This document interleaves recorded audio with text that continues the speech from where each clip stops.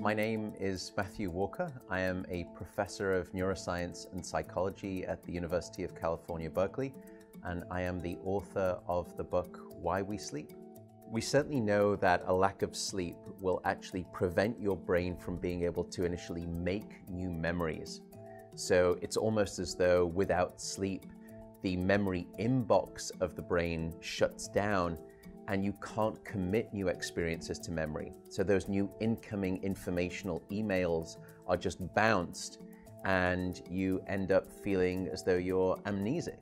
You can't essentially make and create those new memories. We also know that a lack of sleep will lead to an increased development of a toxic protein in the brain that is called beta amyloid, and that is associated with Alzheimer's disease, because it is during deep sleep at night when a sewage system within the brain actually kicks into high gear and it starts to wash away this toxic protein, beta amyloid. So if you're not getting enough sleep each and every night, more of that Alzheimer's related protein will build up.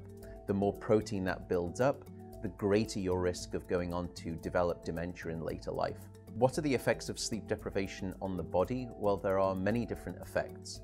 Firstly, we know that sleep deprivation affects the reproductive system. We know that men who are sleeping just 5 to 6 hours a night have a level of testosterone which is that of someone 10 years their senior. So a lack of sleep will age you by almost a decade in terms of that aspect of virility and wellness. We also know that a lack of sleep impacts your immune system. So after just one night of 4 to 5 hours of sleep, there is a 70% reduction in critical anti-cancer fighting immune cells called natural killer cells.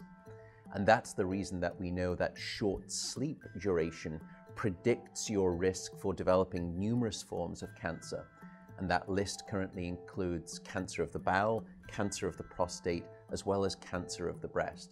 In fact, the link between a lack of sleep and cancer is now so strong that recently the World Health Organization decided to classify any form of nighttime shift work as a probable carcinogen.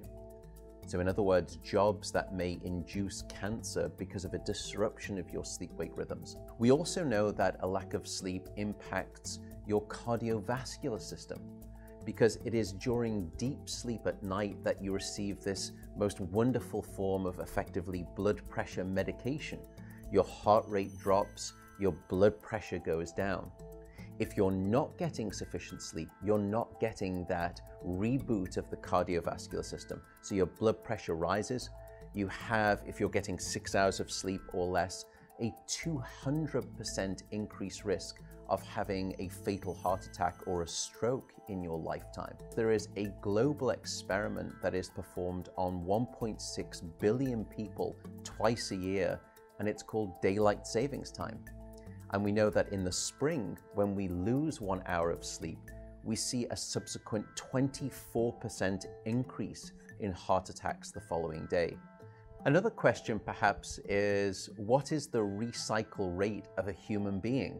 How long can we actually last without sleep before we start to see declines in your brain function or even impairments within your body? And the answer seems to be about 16 hours of wakefulness. Once you get past 16 hours of being awake, that's when we start to see mental deterioration and physiological deterioration in the body. We know that after you've been awake for 19 or 20 hours, your mental capacity is so impaired that you would be as deficient as someone who is legally drunk behind the wheel of a car.